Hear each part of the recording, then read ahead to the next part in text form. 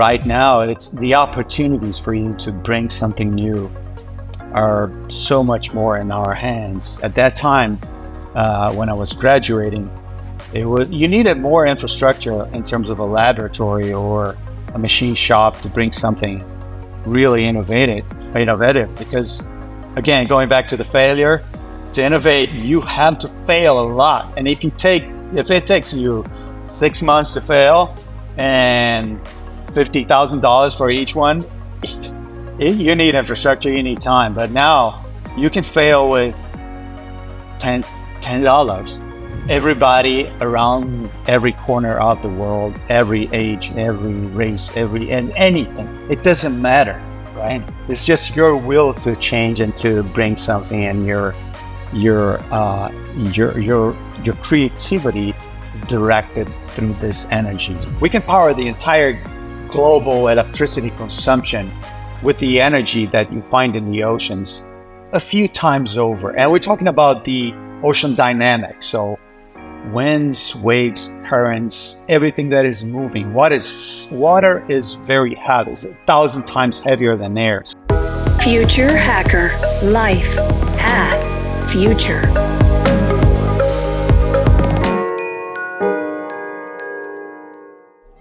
Hello everybody and welcome to Future Hacker.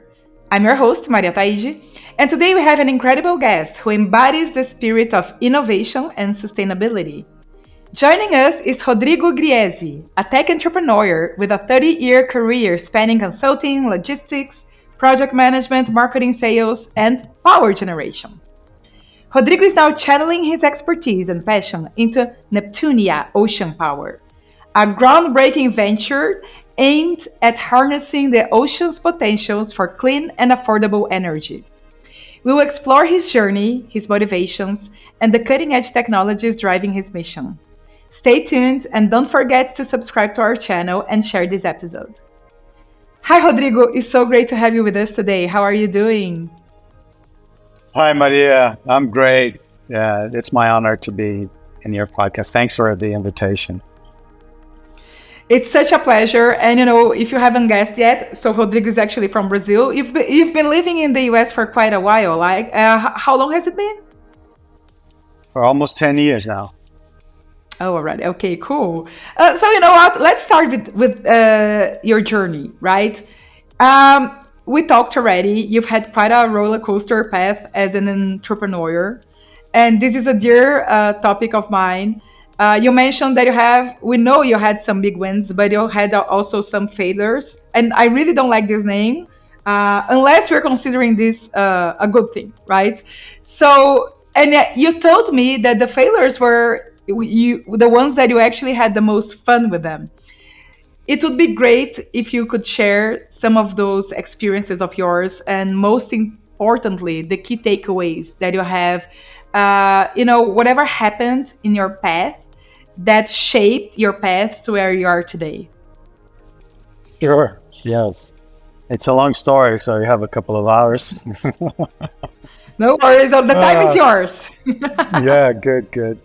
My journey started right after school. I'm an engineer, industrial mechanical engineer from USP in São Paulo.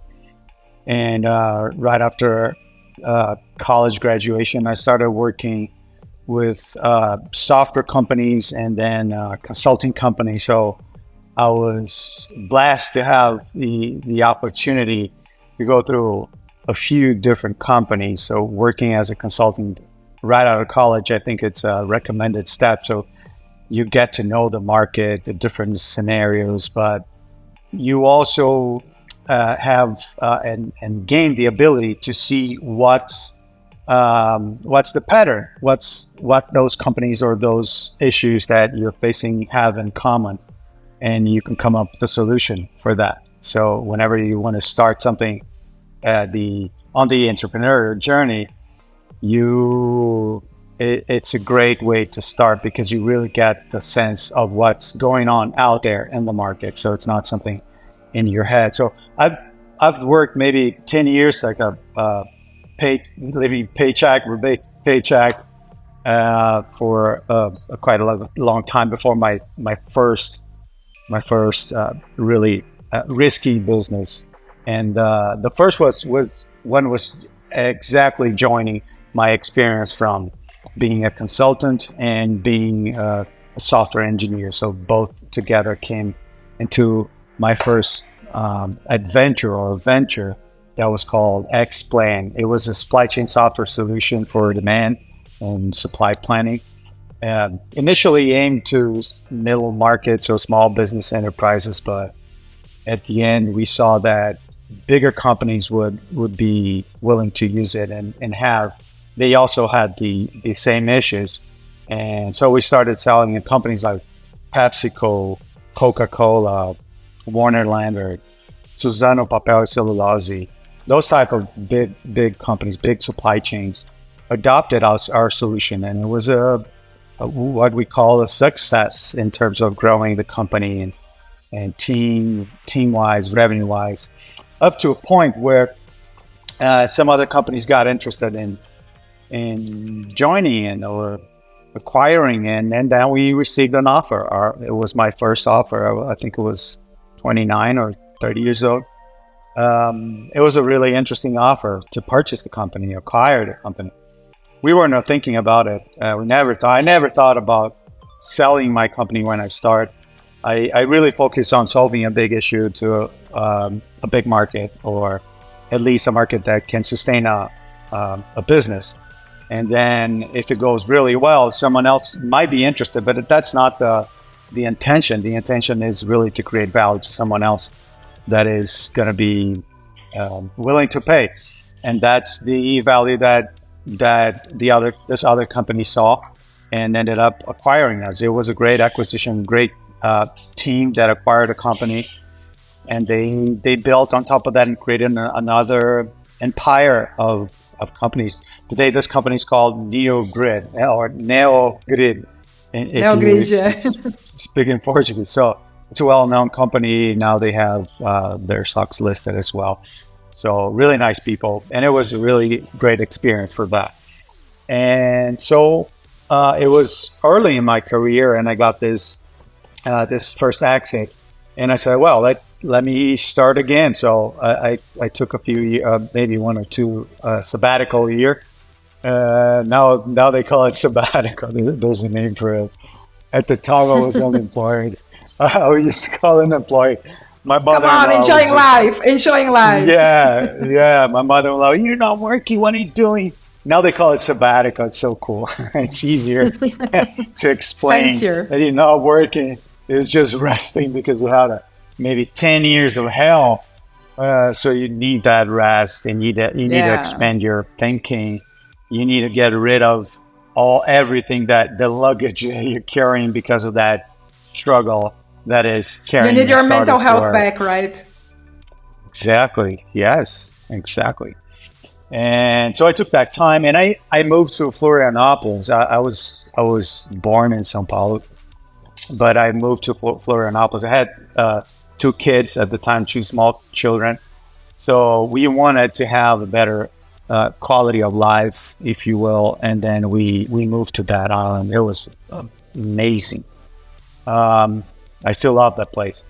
And I got connected after this year, a sabbatical year. I got connected with a few people that were working with starting the startup scene in Florianopolis and Floripa. And we started experimenting with some projects. We did everything from B2C, B2B, B2X. And it was like throwing something in the wall and see if it sticks kind of thing. So we experimented with pretty much 10 different projects. And we have 2 of them were going to a promising route. And all the other ones were experiments. And failure for me is not a word that I don't like, because I see failure not as the sadness, the low the bad emotions that it sometimes is related to, but with the excitement of the experiment and if you're not willing to fail on an experiment, you're not pushing it too hard. So it's part of the game. It's nothing. It doesn't bring me bad emotions when I talk about failure. And I had 80% of failures in my life. In terms of number of projects, you can say that this is 80%, and then I had maybe 20% of the projects that were called successful in terms of growth and revenue and financially wise. And of course, it paid off everything else. All the other experiences were funded by those 20% success. So thankfully, I was lucky enough to get that in my track record. But then again, failures are most of your daily life in startups should be failing, and iteration is about that. So you fail, and then you come with another iteration on your product, on your software, on your hardware. You can always iterate, and of course in software it's easier because there's less amount of funding you need to build something. Because you can build with people. You don't have the parts and supplies to purchase. Now I'm working with a hardware company, so it's a little bit different. However, and I love this word, however, because everything in life has a however, right? There's nothing in life that is exactly that, right? There's always a however. If you read any study, any paper, you're going to see in the conclusion. So we have it, does it. However, we have to go further along. We need more funds to study more. So however is part of life. so that it's a never-ending race, right? Yeah. Exactly. So that was my experience and all those projects and having that experience of failure was really good. And in terms of hardware, I was mentioning that the however is related to the how easy today is to prototype. So we have a couple of 3D printers. We can order metal 3D printing. We can do so much. We have computer software that simulates most of the entire product life cycle journey. So it's easier for you to iterate on hardware as well, because you print something, you test, and you then print it again. So you don't have that lead time of a couple of months to wait for the part that some machine shop, it's going to take a while. And so that's the however for hardware companies. And I think this is exactly what we need, because the world needs infrastructure now. And so we need a lot of innovation in hardware in terms of infrastructure that will be generated. And with those tools, we are able to shorten the time of product to market because of that iteration, fast iteration, and these flexible ways of prototyping. And I love that. It's so different than when I got out of college 30 years ago. It was 30, yeah, pretty much, maybe more. I'm not going to say my age. So. No, we don't have to say. It's not necessary. You can tell, right, with the salt and pepper here. So I get excited because of that. So right now, it's the opportunities for you to bring something new are so much more in our hands. At that time, when I was graduating, you needed more infrastructure in terms of a laboratory or a machine shop to bring something really innovative. Because again, going back to the failure, to innovate, you have to fail a lot. And if it takes you 6 months to fail and $50,000 for each one, you need infrastructure, you need time. But now you can fail with $10. I print a part that costs $1.50. So with $10 is the entire demo prototype. $20, you're a rich man in 3D printing. So it's really, really accessible. And this changes the game, because it's not that you need so much knowledge and experience to do that. You can be on college just watching YouTube and getting ready to learn how to design and print and experiment. And so this is super accessible for everybody around every corner of the world, every age, every race, and anything. It doesn't matter, right? It's just your will to change and to bring something, and your creativity directed through this energy. So this I get a lot of enjoyment because of that, and this is what I'm doing now. So after that initial startup that we built in Floripa, I decided to come to the US. My time in Floripa was 6 or 7 years. And then I was, again, the decision that's half business, half personal. I wanted to bring my kids to the US so they had the experience of learning a language as an early age, because my son was 14 years old already. So we were at the edge of that time that you can say that they will learn. And then we had this, we were lucky enough to get the perfect conditions. I mean, now I say that it's perfect, but at that time it was hell. It was crazy. I remember we moved in 2015, and our budget was set to everything with the conversion rate between dollars and reais, our Brazilian currency, was 2 per 1. So with 2 reais, you would buy $1. Imagine that. That was it. I miss that time. Entire budget. I miss that time. I miss it. I miss it too. And it was like that. And that was my budget. So, and then in the middle of the flight, we were literally coming from Brazil to the US. Everything happened. So they exposed a lot of corruption in the government. And then the dollar just went to 5. We were on the plane. So everything was committed. It was going to 5, of course. It came up to 2.8, 2.9, and then we were kind of getting scared. And I said, no, it's okay. Our budget has a buffer. We can go to 3. We can get to 3. Yeah, we can get it done. Yeah. We can get this done. That's okay. And then the plane landed. It was 5. So I said, man, that's hell. Let's go back. We can do it. We cannot do it.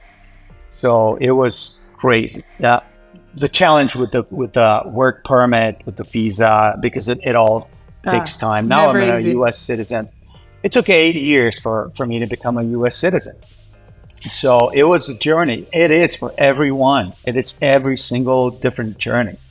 So it is hell. But now I see that it was a great decision to come, even with the storm that we got hit in the first year. That's it for sure, because the innovation environment you're in and all the funding possibilities that you have there, like you are such ahead of the game just for being there, right? If you're still here. Yeah. Which is sad, Exactly, yes. You're right, yes. When you use reason, you find that out. And the U.S. is the place to be for innovation, for big, like you said, availability of funding, for high-risk projects that take a long time for revenue. So this is the place to be. This is where innovation really comes from. And then we get to use this in other countries and in Brazil as well. We use technology. And however, Brazilian minds are one of the most creatives that I've seen. Of course, I'm biased because I was made in Brazil. I live in the U.S., but I am made in Brazil. I can't change that. So you are. But I see now, because my perspective is a little bit extended after 10 years of living here and seeing the culture, getting closer to it, getting my citizenship, getting my kids being educated here, and now having be part of this culture as well. Now I can see both of the different aspects, and the goods and bads. There's always goods and bads on both sides, of course. But the good part about being a Brazilian is that different than here. Here, everything works, or at least 90% of it works. So there's a solution for everything. That things are working. So it's harder, or not. It's not harder. You're not as pushed to adapt as you are in Brazil. You live in Brazil, nothing works, and there's corruption. There's safety issues. There's a lot of things that you have to adapt. So learning to this adaptation gives you what we call a hip swing, right? I don't know how to, I have no idea how to translate it in English because this doesn't exist here, so there's no word for that. So being flexible might be the way to translate it. Being flexible, but it's not jogo de cintura. Jogo de cintura is so good. It's not flexível. It's jogo de cintura. This you get to learn that by the experience you have of living in Brazil. And this flexibility, this jogo de cintura, gives you the same your brain is going to work as the same way when you're solving a business problem, because you're going to figure something out that's out of the box, or a little bit outer than the box, than a German mindset, or even in the US, of course. Creativity is spurred in this country like crazy since you were a kid. So this is the good part. But in Brazil, I think it comes natural because of that, how society lives. So you have to solve problems every day in a different scale, in something that is almost survival mode. So it triggers different buttons in your head when you're on survival mode. And this is how we live in Brazil. Of course, it's a general view, but so that's why I like a Brazilian approach to problem solving. The good thing in the US is the amount of resources you get to solve a problem. And that's where I think is the beauty of bringing both together. And now we're doing a podcast. I'm here. You are. It's not a problem. I've been working my entire life hybridly, remotely, and in person. Post COVID, I finally said, "Oh, think this game Finally, right? Open. Finally, exactly. I don't have to hide my background anymore, because I remember having meetings with people that were kind of what he's doing this meeting in his bedroom. He might be not a good fit for our company, kind of thing. So preconceptions. And I remember I had like green screens to put behind my head on conference calls. How crazy it is! Now the CEO of a huge company it's just his pillow is back in the shop. Exactly, and then the kids come in. He hugs the kids, and that's the kids it. Yeah, jump in. The cat comes in. And, it's more real. I love that you mentioned, and it's not only, of course, and I know that you have in your team also a Chinese guy that you mentioned. So it's all about bringing cultures together. We are all about that as well. Having this spark of different cultures and everything together. And so let's go back to your business. So what inspired you to found Neptunia? And just tell the listeners that they are not aware about it. What's the core mission? What's it all about? Okay. So finishing up that story, when we came to the US, I was bringing here one of the projects that we started in Floripa.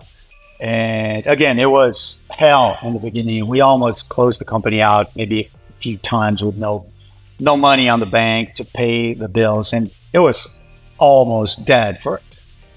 We got that company to the ICU a few times, and luckily enough, it survived, and it generated a great value for a client, a big client that is Home Depot.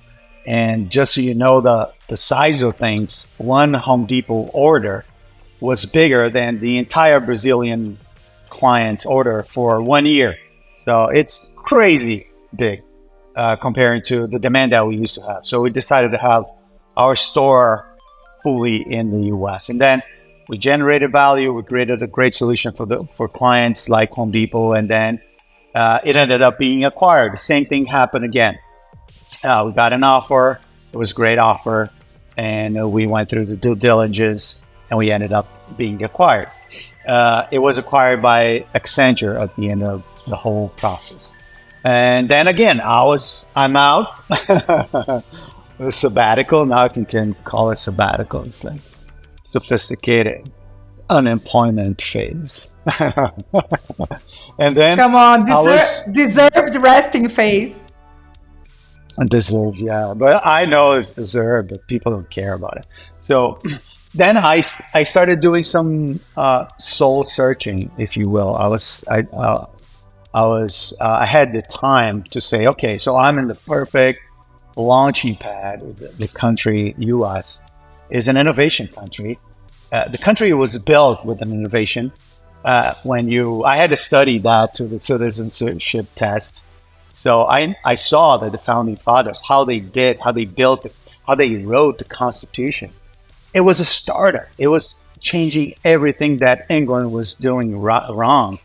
And they had that opportunity. And the people that went together at that time, writing the U.S. Constitution, that is so well written. And you see that there's no personal interest involved.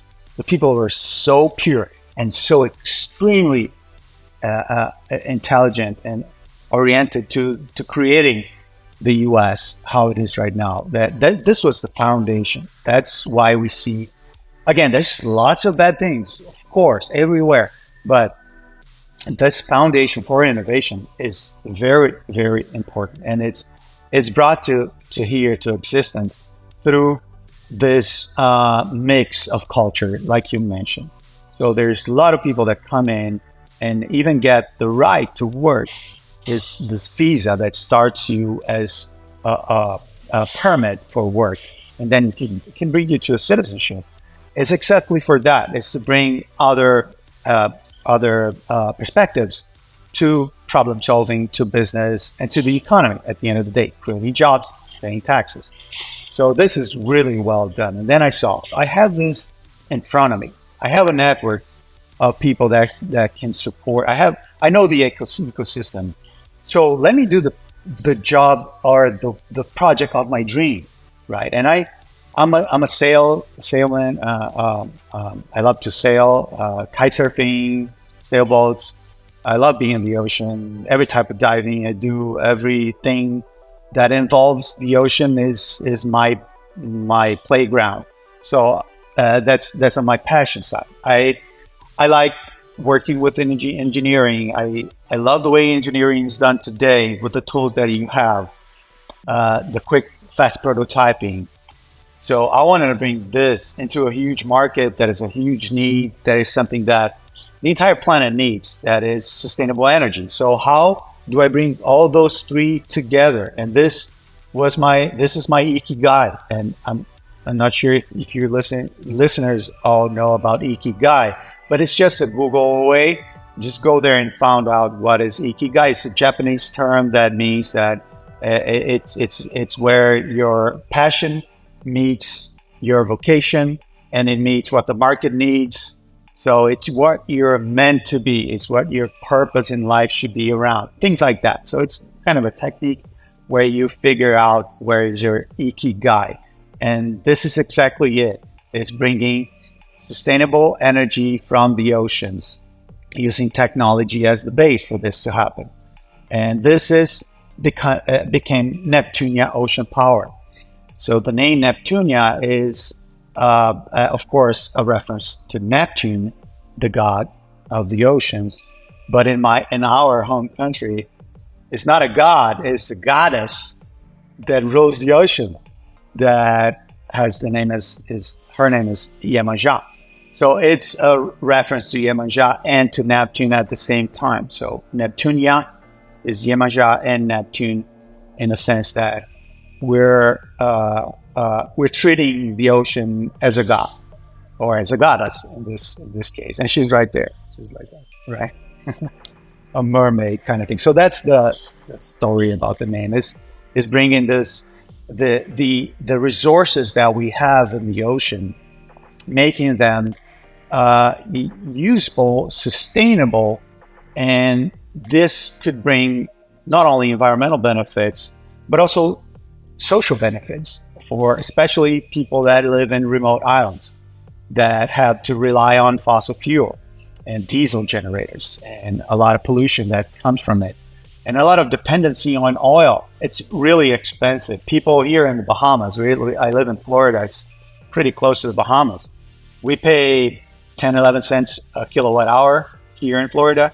They pay 30 cents a kilowatt hour, so 3 times more for electricity. And we know that access to electricity, affordable and reliable electricity, increases the Human Development Index, so it's closely related. So if you have accessible electricity, social benefits come out of it. So it's not only clean energy that will help us clean the atmosphere and the oceans and reduce the impacts of changes in the climate, for example. And so it's not only that environmental benefits, it's social benefits as well, because we're targeting initially remote islands that don't have, we don't have a technology yet that's cost effectively useful to bring the amount of power that is on there, that exists on the backyard of remote island communities, for example. And we know the power is huge. We can power the entire global electricity consumption with the energy that you find in the oceans a few times over. And we're talking about the ocean dynamics. So winds, waves, currents, everything that is moving. Water is very heavy. It's 1,000 times heavier than air. So water movements, it holds an immense amount of power. And the winds as well, because there's lots of wind out there. So there is a lot of power. It's a clean power source that is abundant. But the problem is the cost to convert that into useful energy and to transmit it to a local community. So those two big topics, they need solutions and solutions to reduce the cost. This is exactly what Neptunia Ocean Power goal is to reduce the cost to bring ocean power to underserved communities like in remote islands. And this is everything we do. We tried different approaches to harness wind and waves, mostly wind and wave. This is what we're harnessing first of all, into useful electricity to those islands. So this is in a nutshell what Neptunia Ocean Power is. And you know what? For people that are actually watching us on YouTube, I did ask Rodrigo to use. Are you using your iPad? Because I was like, the first time we talked, I was like, he was showing me around. But I was like, you have to keep the iPad when I interview because I want people to see. So if you're just listening to us, make sure you go to the YouTube channel as well because he's actually going to show us. And Rodrigo, before you start showing us, so. You told me that you did a first prototype. It was out there in the oceans, and then you learned a lot from it, and then you're on the second prototype. And just whatever you can show us right now, and then tell the story while you're showing it, to be amazing. Okay, yeah, sure. So I've been working on this project for a couple of years now. We started with an initial prototype, and the product is called Octopods. It's a wind and wave converter device, offshore wind and wave. And our initial prototype, we worked with an initial funding. It was supported by FPL and NextEra, a local power company that's big in the US and in the world. It's the largest renewable energy power company in the planet. So they're really into renewable energy as well, and I really like working with those guys. And they helped us. They supported this initial version, and of course, a lot of other companies here in the ecosystem, like we have the 1909 community. That's a startup community here in the region that's also connecting everyone. It's really good to find people to work with you and help you out in the project. We have the CADE prize as well, because Neptunia Ocean Power won a first place in with the Cade Prize.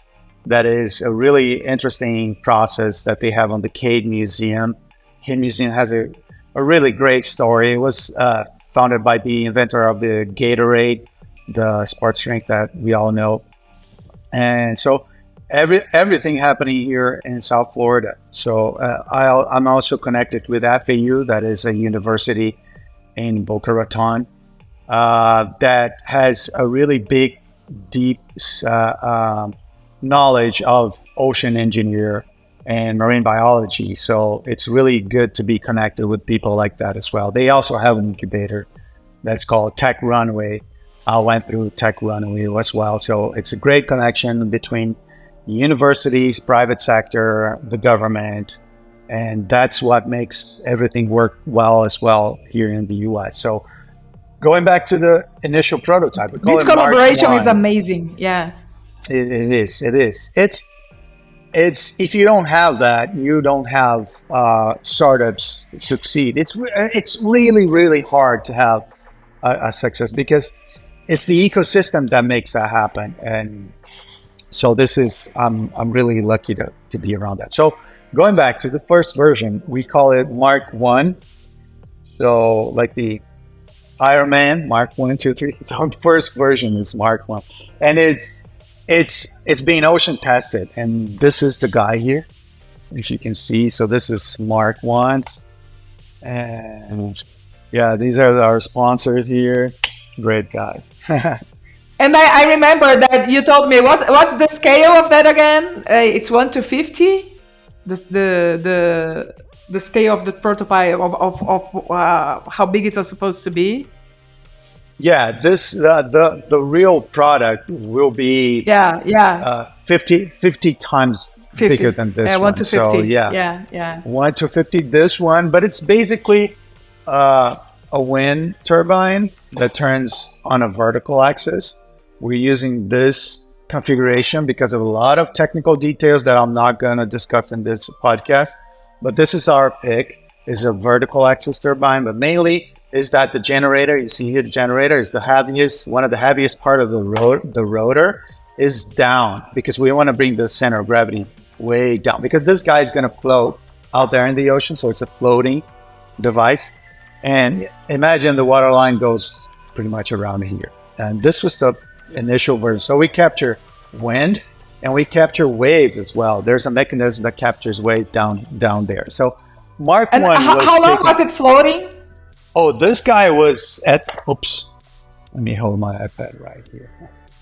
So this guy, Mark 1, went to the ocean for less than a day. We tested, I took my boat to get it there, and my team went around it. So it was, you can call it a very simple test, a few hours of testing out there. Because we wanted to validate some of the modeling that we did, some of the designs and stability, buoyancy, towing, a lot of stuff that we needed to test out there in the ocean. And we did it, and we came back with such big learning experience that we had to go back to the drawing board and do it again. And now we're working on the second version that's called Mark 2. But we're not taking Mark 2 to the ocean yet. Because the second ocean test that we're going to do will take a way more infrastructure. We're going to need research vessels, security teams. We need permits because we need to leave it for a few weeks out there. So you need permit for that. And so this is a huge project to get done. So what we're doing is we design and build a wave tank that is here in the shop. So let me just walk around here, the shop. And this is the shop where we build stuff, blah, blah, blah. And over here so we have all the tools. It's a machine shop, so it's not an office. It's like we call in Brazil, oficina. Oficina, yeah. The oficina is a shop, so it's dirty. You get your hands dirty. So this is the wave tank. I'm a nerd, you know. I find it so exciting, like just to see the things that they're doing. The first time you showed me, I was like, oh, that's so cool. You know, I have to show that too. Look at that, everyone. Wow. The tank that it's ready already, right? Yeah, it's almost ready. We had to drain it. You see, it's empty now because we're building the instrumentation rig. You see over here, this is where all the instruments will be installed.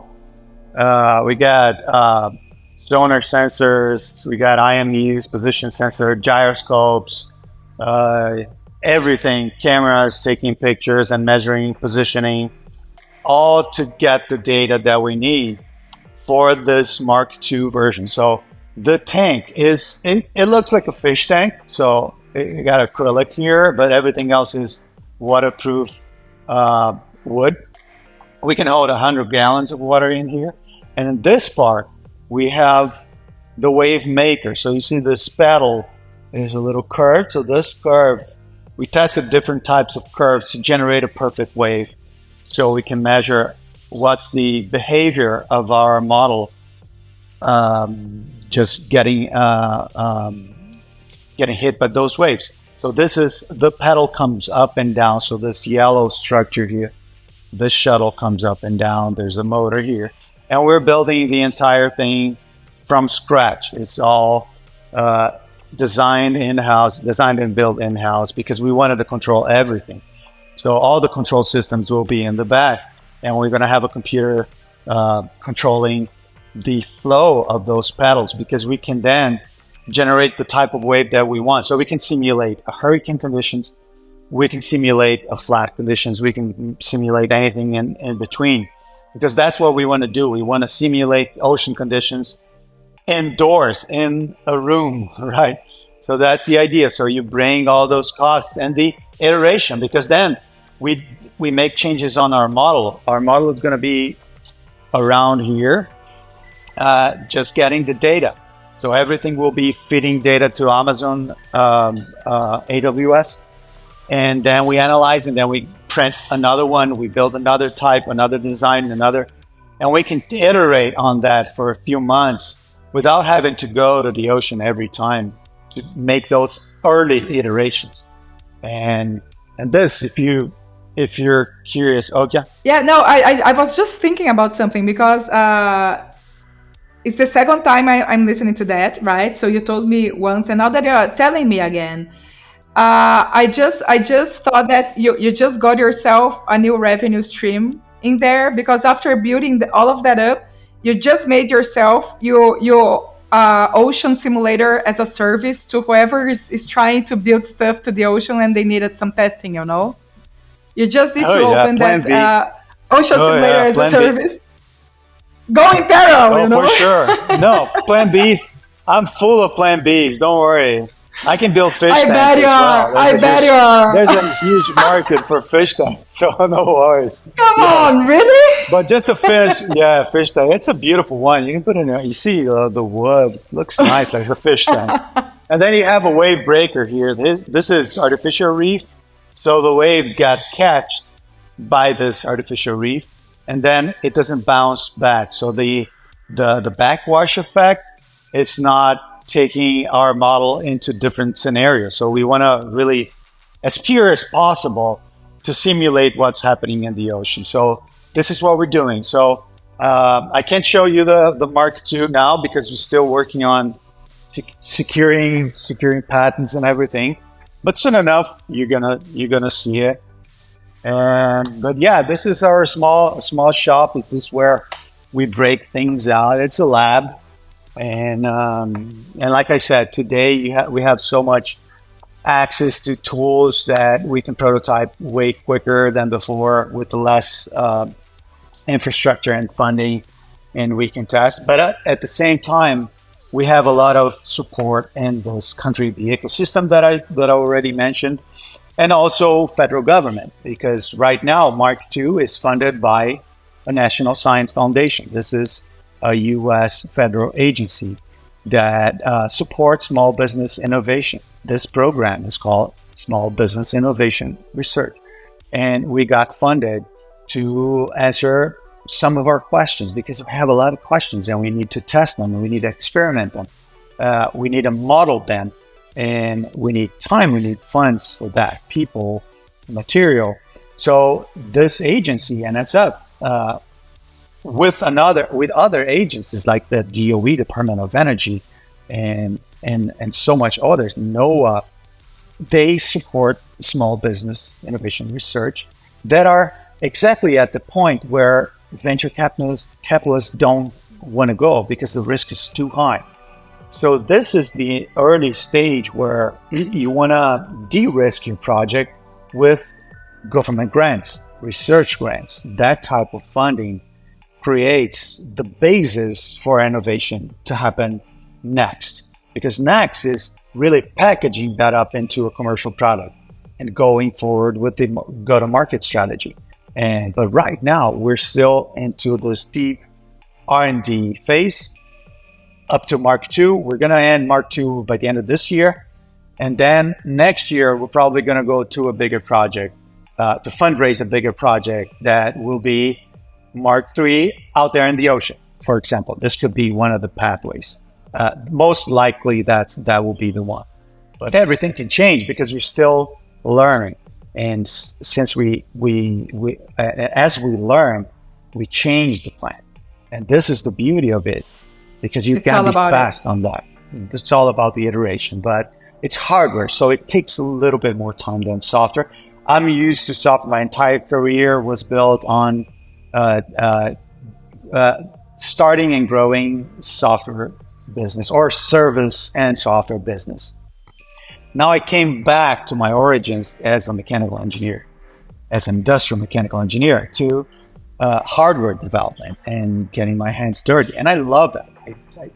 I'm passionate about it. So it's not, you can't call it work for me. So I'm having a blast right now. Oh, it's so, I just love your energy. And also you mentioned, you mentioned already how 3D printing is helping you guys. So which other, new technologies that you have in hands now is helping you out? Like, are you able to use AI, machine learning with the data probably that you're collecting? What else is involved in there?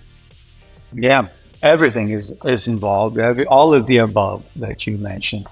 Because AI, of course, it recently got mainstream because of the applications and the large language models that were put out there.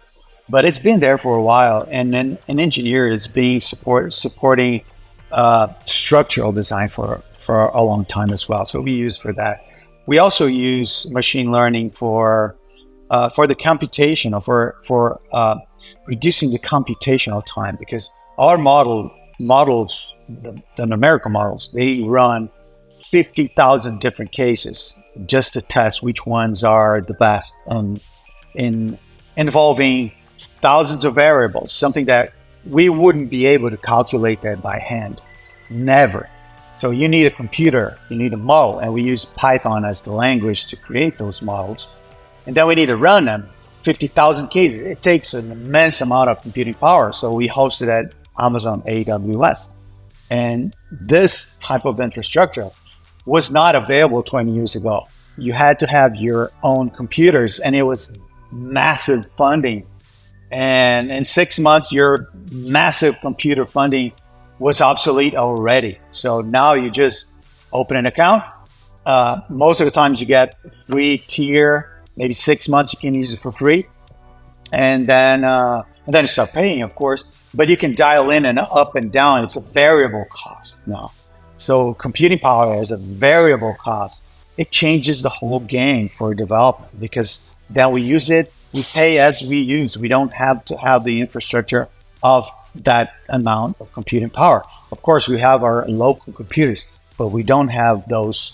We don't have to have those big data crunching computers on site. So this is one thing that we use a lot, because we have a lot of data that comes from the experiments, and that also comes out of the models. And the experiment is, this intention is to validate the model. So everything we see that happens on a physical world, we feed it back to the model. So our model gets stronger, more consistent, more cohesive. And this involves big data. So we're not talking about just one table that we can see and look at it. It's big data. millions of records, millions of data points. So this is definitely it's a game changer on developing this type of technology that needs to rely on thousands and millions of data points. And so we use that as well. And there's other materials that are available, composites that are accessible for us to also print. And so not only on plastic resins, that we have our own printers that uses, of course, the regular fusion deposition plastic model, but we can send our designs to a specialized printer that uses stereolithic. It uses jet fusion, different levels of 3D printing that would cost $50,000 per printer that we don't need to have in-house. Those type of prints, we send it to the cloud and get it shipped to our front door. So those things and a quick turnaround. Yeah, so I'm curious, how long does it take to print? Because I know it depends on the type of 3D printer you have, but I learned from a friend, he has his own simple one, and he told me that just to print like a toy this side is like more than a day or something like that. So I'm just wondering, what's out there, like you're printing big prototypes. How long does it take? Like you send out, I noticed something as a service. How long does it take for you to get it back? Yeah, no, we right now we're doing everything in-house. So we're printing using our in-house own as well, printers. okay. Yeah, but 3D printing is a world. So the question you made, it might take 10 hours to answer. So I'll try to shrink it. It depends in a lot of things. I won't get into the technical details, but it depends on a lot of things. It goes like density, infill, wall thickness, shells, the size, the bulk size. So it depends a lot on what you're doing and the requirements of what you're doing, of course, because our goal with the model here is to float. So it needs to be very light. It's different than a toy that doesn't have that requirements of being, it could be dense. The light ones are the trickiest one because you want to be light, but you have to have structural integrity, because if you go too light, it breaks. So you have to, and also it's underwater, so it needs to be waterproofed. So in our case, is the challenge is to get all those three circles checked: light, structural, or with enough structural integrity, and waterproof. So this is the challenge of it. And then we print, and it might take one part take 1 hour, another part take 10 hours. So it depends on the part. And then we assemble them and we test it. But then we go back. But even if it's a 10-hour print, it's an overnight print. You print it and leave it and go back in the morning to see if it didn't fail. And overnight, if you compare 20 years ago, it would take 20 days, at least 20 days, if you're in a rush order to have that part built for you. So this is again a game changer if you can do that so fast, and then you can iterate. They'll say, "Oh, I didn't like the one. What if we change that?" Yeah, we just change the design, send it to print. Next day you test it. So that type of quick iteration, this makes the difference on innovation for sure. For sure. And you know what? Something else that I found it super interesting is that, besides all those challenges that we already have, and I remember that I asked you, but how is it to use the sea, right? So when you have your prototype and you want to put it out there, like who's like, which type of permit you need? Like, who are you talking to? Is it going to international waters or not? And you told me about all your learnings. I'd love if you could just share a piece of it with the audience. Yeah, sure. The ocean is, I think when this planet is all taken, right? So we would be naive to think that there's a place that nobody owns, right? So it's taken. Maybe Mars is not. The moon is taken as well. So it's the same with the ocean. So if you go here in the U.S., if you go 3 miles offshore, it's called state waters. So here in Florida, it's Florida waters up to 3 miles. So 3 miles, you can, from the beach, you can see the horizon kind of depending on the day, depending on the where you're looking from. If you're on the top of the hill, you're gonna see further. But it's kind of, this is called state waters. It's the landlord is the state of Florida. So anything you want to do in this strip of water, you have to get the permission from Florida government, and they have a few agencies that take care of that because they want to see what's the impact to the environment first. And there's a few agencies that look at that. One looks at marine life, another looks at ocean currents, another looks at a different observation. And then you have to look on the social impacts that this will have. Will this have conflicts with the fishing industry, the maritime industry, the shipping industry, the cruise ship industry? I mean, a lot of stuff involved in it because there's people and there's life in the ocean. So it all gets to be run through some checks and balances. This is state waters. From 3 miles, from 200, it's federal government. And there's 9 different agencies. Used to be, I think this changed now, but what I mean is that there's a lot of checks that you have to be okay. I'm good on this, good on this. It's really a burden for you to get a permit to go there, out there for a test.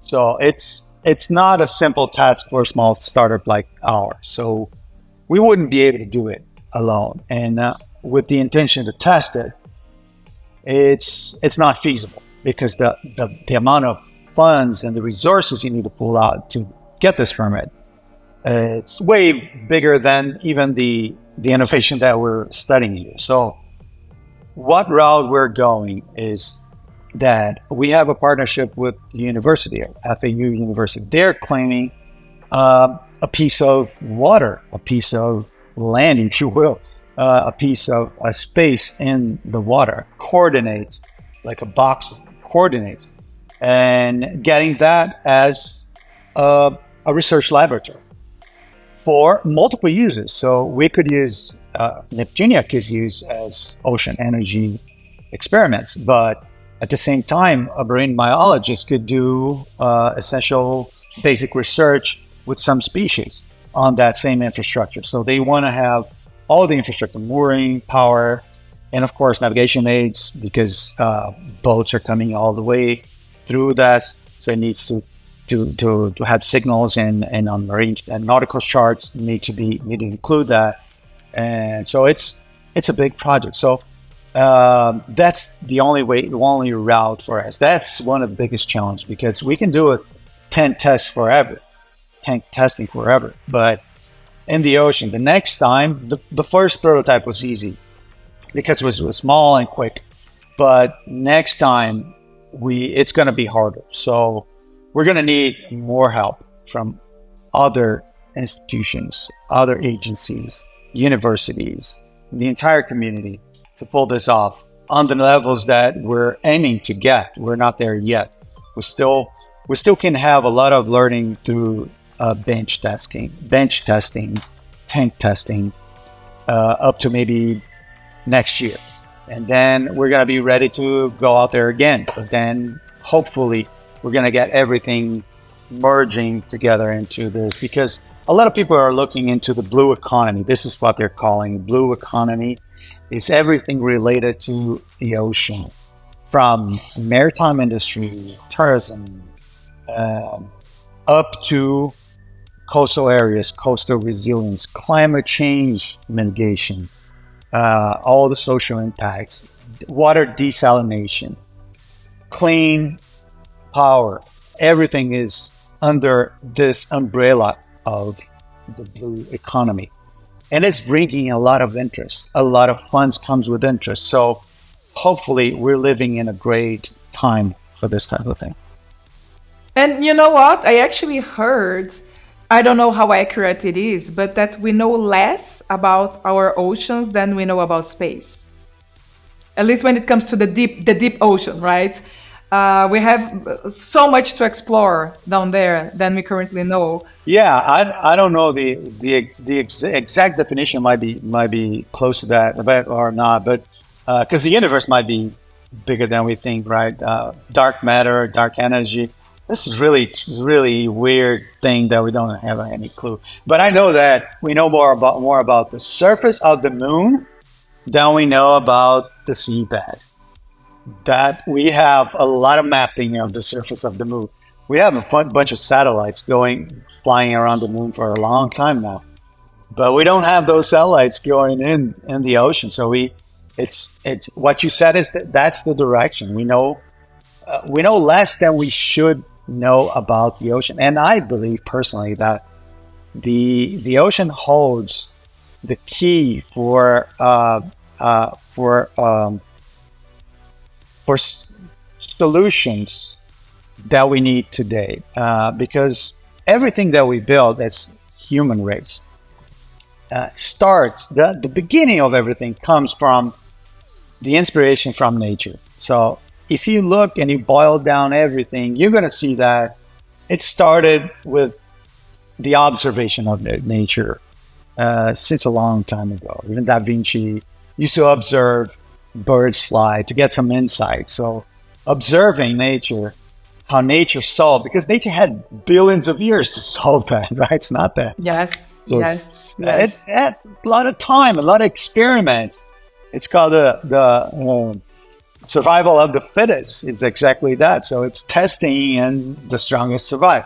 So we know that we should observe nature. It's called biomimicking today. So it's like a hype now, but it's been there for a while. So, and that's what the ocean can bring us. It can bring some clues, because we need to see it, we need to measure it, and if it doesn't happen in a real life, our day-to-day life, we can know that. But if you go down in the ocean really deep, you see some type of lives and some types of phenomena that doesn't happen out there. So this again is a source of understanding, of creativity, of insights, of ideas for us to unlock new solutions. So this is really what I believe that the ocean can help us with. But we cannot just go there and start doing things that as we do here on land, because we're gonna get crushed. And that's the beauty of it. It's so strong that you got to be in balance with marine life. You got to be in balance with all the flows that are happening, the dynamics in the ocean. So that's how you integrate with nature, and you really create a solution that's elegant enough, even to be to coexist with the solutions of nature and of life that, like I said, took millions of years to evolve. So we got to respect that. We have a couple of months, a couple of years. We think it's a lot of time. No, this is nothing. So I think it brings us the peace of mind that this will drive us to better solutions, and to be humble enough to see that we have to respect. And if we don't, it's not going to work. So it's simple as that. And if we can't go over the challenges, over the barriers, and have the persistency, and I'm sure we're going to figure it out. This is the beauty of human consciousness, in my opinion, is the ability to look at problems, to analyze, and to bring solutions, and to create things, and to fix things. So this is the, like you can call it a God's gift of humanity, is this. It's different than any animal on the planet. Not by chance. I don't believe it's by chance. I believe it's a special thing that we have. So let's really look into it as a special skill, and not look only as the profit that will give us, because it created a big growth in society last century, and inexpensive power sources like oil brought this to mankind, or to human race. It was amazing, but it broke a lot of stuff doing it, and social and environmentally. So we need to look differently, not only as the profit. Of course, the profit is the big motivation of everything happening in the society, and we need that. We need to still look into profit as this basic energy for things to emerge and to good things to happen to people, but with a slightly different mindset. And I think there's more consciousness around that today because we're seeing the impacts. We're looking into it. New generations coming and don't want to work with something that's not aligned with us anymore. And so the workforce is pushing somewhere. Even the stock market is pushing into cleaner societal. You see, look at ESGs. It's part of Wall Street already. So those things are driving, I think, for a better comprehensive understanding of the solution, not only as the economical aspect of it, not only as how fast the profit will be generated. And there are people allowing to wait because we have to be willing to wait. It's not something that's going to be quick. It's going to take a long time. If you're not in a long haul, don't even get into it.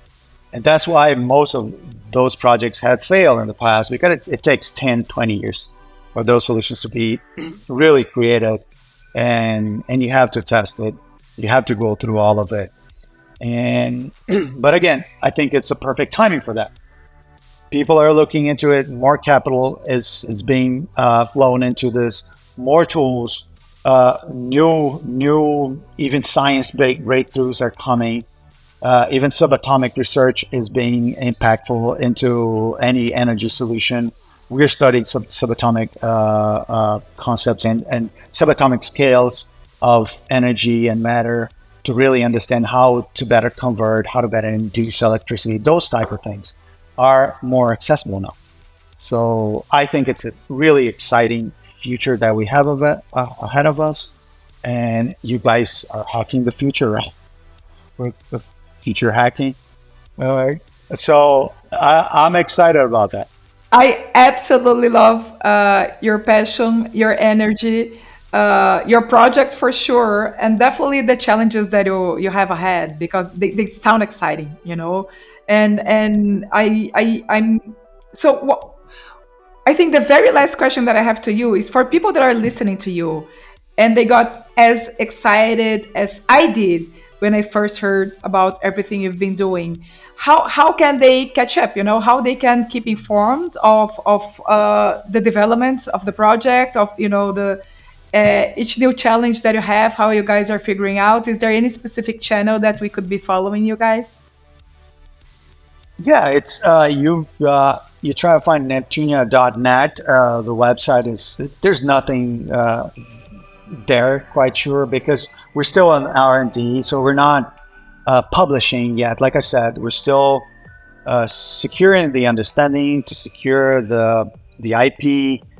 So even it's recommended not to open everything, but sure, as soon as we have that, and probably next year, we're going to be on the commercial stage, and then we have to be all around there. So, but if you want to be already connected and see a little bit of what we did already, just go to our website and you're going to find links to every social media that we have from there. It's Neptunia with a Y. You can put in the description, right? .net. Awesome. Thank you so much. You got yourself another cheerleader that I'm sure that you guys have many. And I'll also, guys, do my best to keep you posted, So, whenever you guys have any breakthroughs, you can always come back here to tell people about it. And, wishing you guys the best. Thank you so much, Rodrigo. Sounds good. Thank you very much, Maria, as well, and everyone behind you. Thank you. Peace. Future Hacker. Life. Path. Future.